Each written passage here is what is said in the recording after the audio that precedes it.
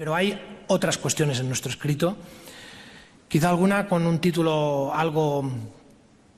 duro, como es la alegación que planteamos que la acusación, en la forma que se ha planteado por la Fiscalía, es una acusación que encubre la tortura. Y queremos aclarar ese concepto, porque es un concepto duro, pero que pensamos que el derecho nos da la razón en la forma en lo que lo planteamos. Y es que el escrito de acusación de la Fiscalía detalla y relata una por una las lesiones que los agentes de la policía actuante el día 1 de octubre sufrieron en su actuación y, en cambio, omite por completo las lesiones que ciudadanos y ciudadanas sufrieron ese mismo día. O sea, en un mismo escrito tenemos un detalle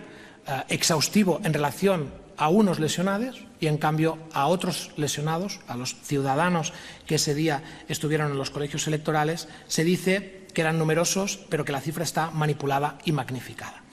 Bien,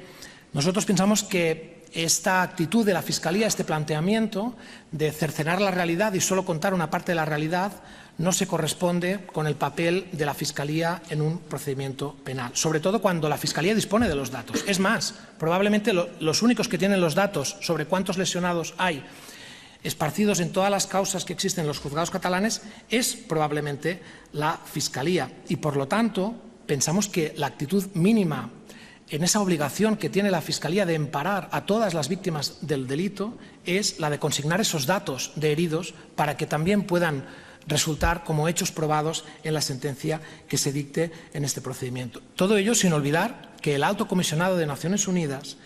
y que el Consejo de Europa exigieron a las autoridades españolas, y por lo tanto pensamos a la propia Fiscalía del Estado, que hiciera una investigación pronta y profunda sobre los hechos. Y hoy, en cambio, lo que nos encontramos en el primer juicio que se realiza sobre lo sucedido el 1 de octubre es que la Fiscalía omite una parte de la verdad.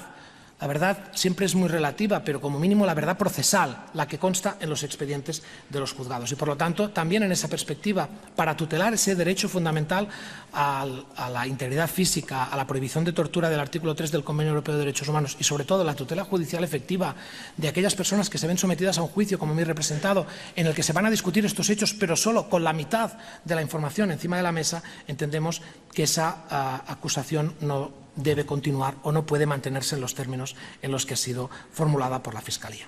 Y aquí podríamos seguir relatando tantos otros vicios procesales, si se me permite, que afectan a nuestro derecho fundamental al proceso debido y que, evidentemente, algunos de ellos de mucho calado, como el juez natural, el doble grado de jurisdicción, el Tribunal Imparcial e Independiente, todas ellas cuestiones que ya han sido resueltas por la Sala en el auto de 27 de diciembre del 2018, pero que no compartimos la decisión que alcanzó el Tribunal y queremos poner de manifiesto nuestra disconformidad.